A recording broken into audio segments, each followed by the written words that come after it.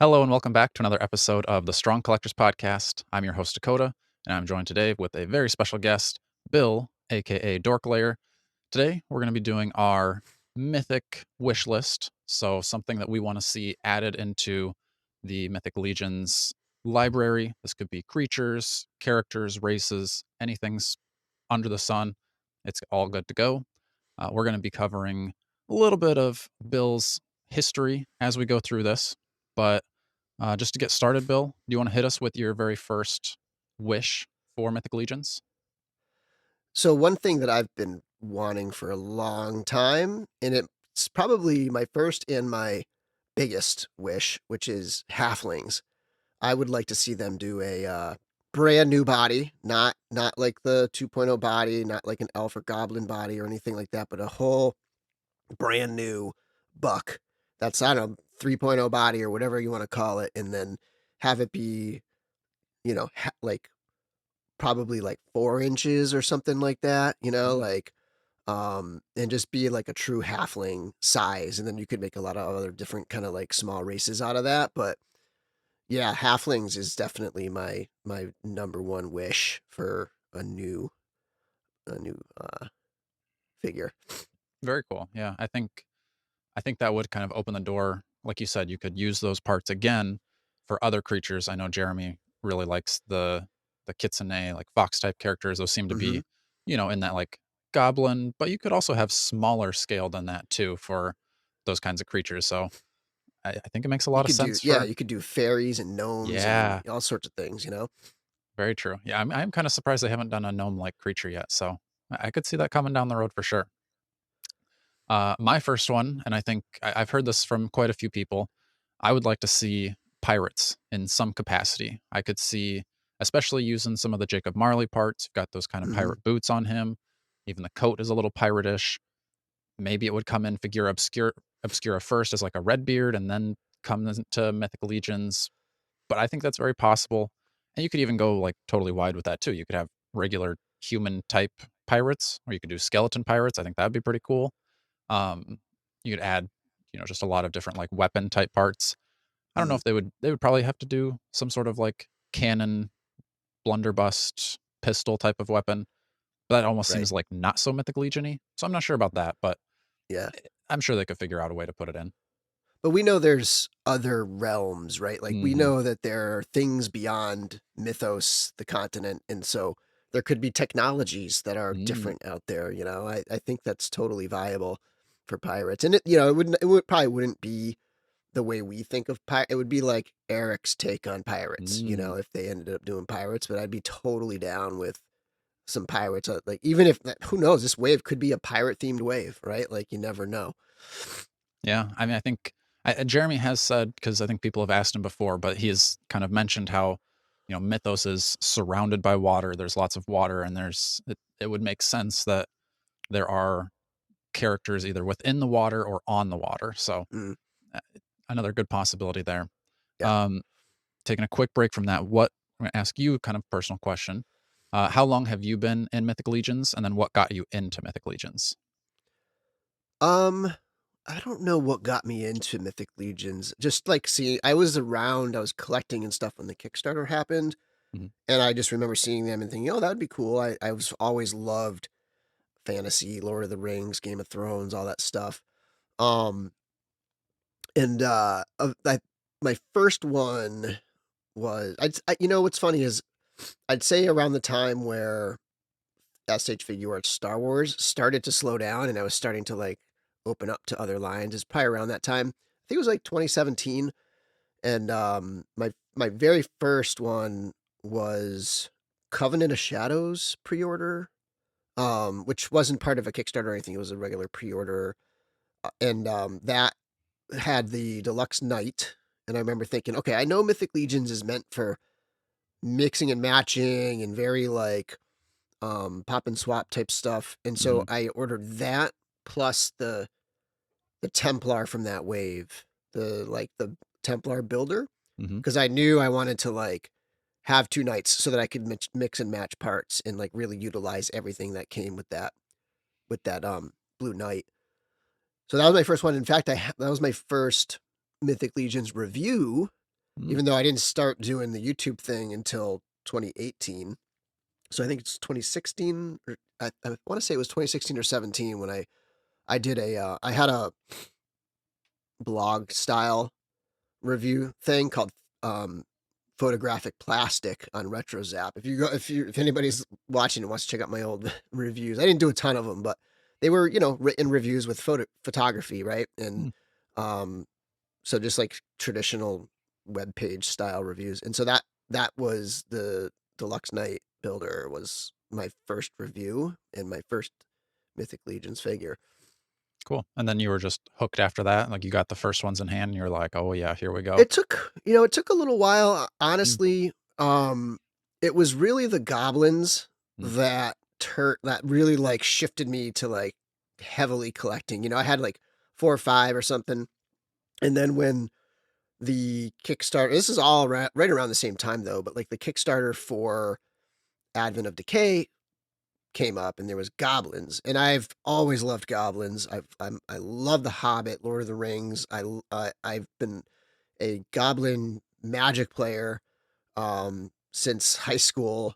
So I've had a Goblin Magic the Gathering deck for 30, I don't even know how many years now, 30 plus years. And so that like really like hooked me in, and I was like, oh yeah, goblins, sweet. So I started going a little bit more heavily of like actually like collecting the line, not just having a couple here or there around Advent of Decay. And then I want to say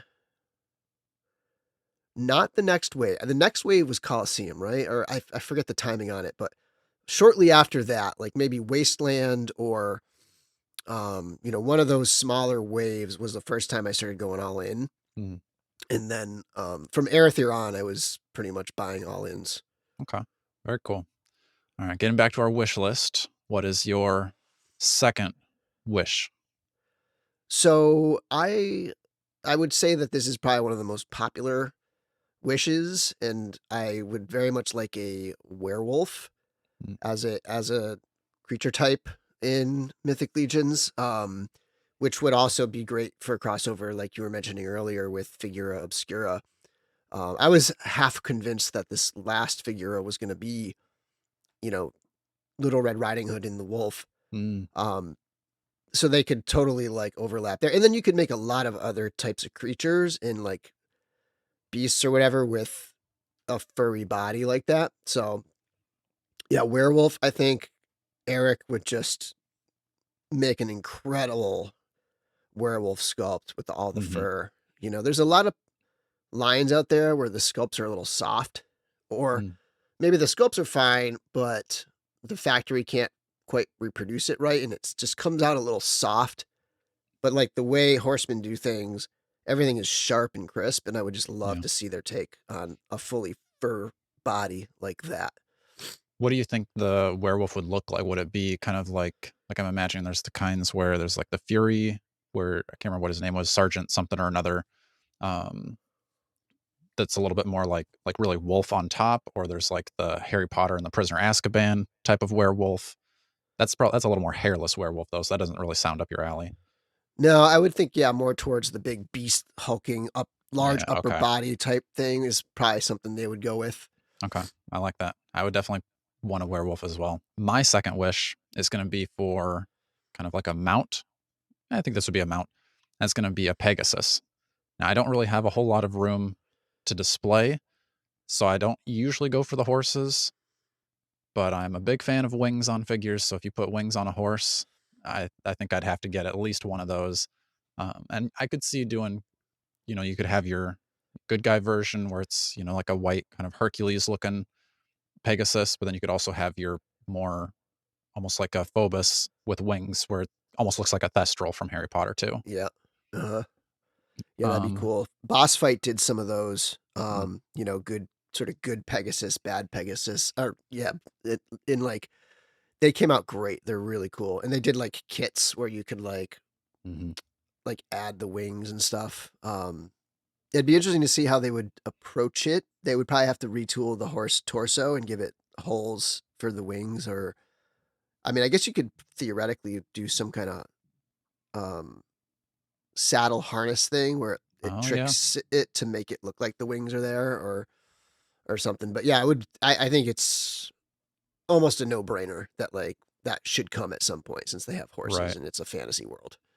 And I think one of the things that really got me thinking about that was I can't remember who had said it in the groups, but it was when they were announcing the Conibus and then the Terpiculi, and they were like, "Oh, could we make like a centaur type of character out of this?" And then somebody did that, and then now I'm thinking we've got the wings pack coming with like the bone wings. Slap those on there too, and you could have a Yep. Pegasus skeleton horse too. So hmm very Imagine cool. if they just snuck in peg holes somewhere, like a little capper, and somebody just it was like a surprise, and you just discovered it as you're like playing around with the figure. Could happen. I would love that. All right, so we know how you got into Mythic Legions, but how did you become the guy for Figura Obscura? Um, so that's actually an interesting story. Going back to LegionsCon, um, the one I want to say LegionsCon 2021, the same place where they do New Jersey Toy Con, and that at that point I had been asking. So one of the things I was doing when they would reveal stuff during like a G-Con or any sort of wave reveal was that I would share out on social media. And like Jared would do that. Others would do that too. And so I kept kind of asking Jeremy, like, do you think they would ever, um, we could sign NDAs or whatever and give us the assets beforehand? Because I don't know if you ever have tried to gather stuff live while Mhm. it's happening and post, and it's just like a lot. It's just like a lot of like work, and you don't really enjoy the Yeah, stream you because you're can't really just be in the moment. scrambling. Yeah, you're scrambling to try to like get stuff out there for everybody to see who isn't watching the stream. Anyway, I kept like asking about that and just getting like um just getting like social media essentially getting press involved, like getting having a relationship with press is what I was like asking for. And it was kind of back and forth and sort of like, yeah, I've been talking to them. Jeremy was like, it was all through Jeremy, by the way. I was talking to Jeremy about all this stuff. And then eventually the first thing they did was um 2 years ago. It was All Stars 5 or something, where they introduced some new figures in All Stars. I think it was the one with Swig, right? Like that Mhm. that Yeah. wave. And then at that point they sent like various ones out to different people Oh, yeah. For, like, the um reveals and everything, for the right? reveals. So Mhm. Toy Bro had one. Um we had one on Legion's Lounge. We revealed the heads pack. And I was like, hey Jeremy, like next time I would love for Dorklair. And I know I'm on Legion's Lounge, but I would love it to if like Dorklair could get one of Mhm. those at some point. He's like, well, I got something planned for you, so just hang tight. Nice. And then so that next, I think it was like the next. I mean, maybe there was something in between, but like that was summer-ish, maybe spring, summer-ish, probably 2022, and then September 2022 was, it's just a couple months later was when they sent me the second Figura Obscura, and that was Right. that was the Headless Horseman. And then from there, they actually that was like that was sort of like a one-time thing, right? Like, and then from there they did Father Christmas. They sent that out to a bunch of different people. Mm. Um, and a lot of us didn't get it until after the reveal, but then we sort of still had our reviews up. And then after that was when I think it was Monkey King was the next one. And Think then so. from then on, Jeremy was like, we want to have this be with you. It's a little complex to be sending it out to everybody. And I think I mean, I think they worry sometimes about um just having too many people know because they Sure. really cherish that surprise. Mhm. Um so yeah, I think that's part of it. I think part of it is like my format where I open it up, and then I'm fairly literate. I'm an English teacher, so I Sure. have a decent like insight, and if I don't, like an ability to like pretty quickly research and get information and just kind of like I sort of understand the line, I guess, right? And so they liked that, and they wanted to kind of like they felt like that was a great just partnership there. So I mean, I am like so grateful for it. It's just like it's the best thing that's in terms of like my hobby Mhm. with collecting and podcasting and doing social media and all that. Like that's probably like the highlight of it for me is doing those figuras. Yeah, that's super cool. And so how early in advance do you get those that then you have to kinda be all hush hush and not tell anybody about it? It's ideally it's 2 weeks. Okay, Like the goal is to get them to me, at least a week ahead. I sure. think there was one that was like I only had like 4 days on one. It was a little rough. I think it was the Egyptian gods. Mm, and Um, that's a lot to put in a video too. yeah, and it was two yeah, it was two figures. But yeah, like the goal is usually to get it to me like to give me at least a week. Like if I can do one aspect per day Mhm, of it, like it's nice because I don't have to rush or stress or like get frustrated. I can sort of just commit to that. I can do like I can do a bit at a time. Like if I sit at my review table for 4 hours straight, I get uncomfortable and annoyed, and it's just like it's not a fun process. But if I mhm, sit there for 45 minutes and then I come over here at my computer and I spend an hour um editing, it's like it all just comes out so much better and I mhm, just can put a lot more time and care and then I can go back. So I'll do like I'll do the opening, that might be like the first day I get it. I'll open the box on camera and then I'll call Jeremy and then we'll talk all about it and he'll give me insights and stuff. And mm, then maybe the next day I'll shoot just the box spin arounds and all the packaging and stuff like that. And then and then I might record. Well, I usually don't I'm getting a little into the weeds of it, but it's like a little bit each day and it's nice. But if I have to rush, it's tough. sure. Like if something drops, like like, let's say a Mezco drops and I happen to get it early, and I'm like, I know people are gonna love this if I get this up quick, and it's like a Mm, surprise, like, "Wow, I didn't expect you to have it that quick." Like, then I will just sit there for 4 hours straight and just, like, bang it all out and get it all done, um, because it's worth it, but it's tough to, do it. mhm. Yeah, that makes sense. Alright, getting into our 3rd wish for Mythic Legions. What is your 3rd? Okay, so this one probably connects to your first one and having this idea of there's a lot of ocean, there's a lot of sea and seafaring people and sea races and stuff, and also connecting back to my love of goblins and Magic the Gathering. I've always had a friend who's had a merfolk deck and I've had a goblin deck, and they have always been like every time we get together, that's the first thing we do is we play the merfolk versus goblins.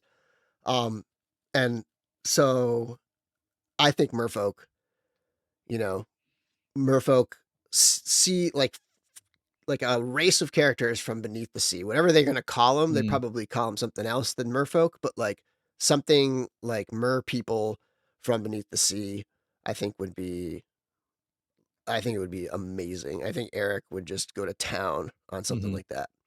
So do you think that would look similar to Savage Crucible's kind of merfolk, or would it be a little different? Like if you could tell him exactly what to sculpt, or maybe it's just more fun to have the surprise of what comes out. I think it would be a little less fish like, a little more man-like, a little less Okay. fish-like, Mhm. like, almost when I think of merfolk, I almost think of, like, aquatic like elves with, like, Mm. aquatic features, like gills and fins and stuff like that, Oh, rather than, like, a fish, like a piranha man or something. yeah. Okay. I like that. That But would be I very love cool. those Savage Crucible, Mhm. piranoids. Yeah, I think so. I love those too, like, those are awesome. Mhm. Yeah, definitely an interesting take. I could see maybe I think it would be a lot, but I could maybe see like a Figura Obscura, like mermaid, something like that. Maybe that's a little Yeah, too out there, and that'd yeah. be a whole thing to do the fin and everything. So Right. Probably unlikely for a mermaid, but I do like the idea of aquatic races for sure. Yeah. And they've shown that Figura and Mythic doesn't always have to overlap, Mhm. right? Like, um, I mean, they went all out on that Frankenstein's creature, and we'll probably see some of that in Legions, but it's like that wasn't like their intention. I don't think they went into Mhm. that thinking like we got to make a Frankenstein and make it in a way that fits with Yeah. Mythic. It's I think they're at a point where they can Mhm. do something that just is going to only exist in one or the other.